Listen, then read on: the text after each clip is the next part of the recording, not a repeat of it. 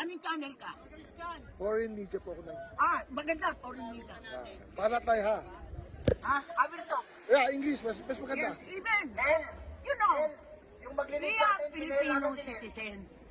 Why we got angry to Mr. Marcos? Because he is traitor.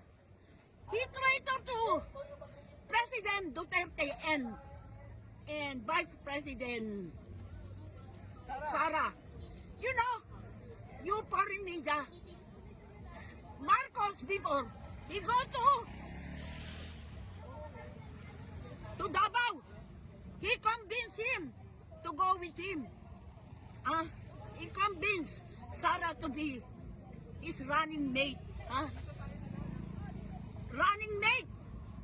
You know what happened? After that, he impeached Sara.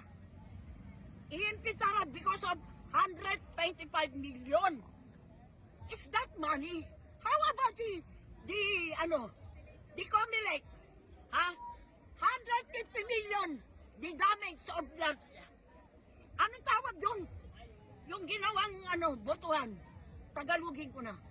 Yung botohan na ginamit ng Comelec, 150 million.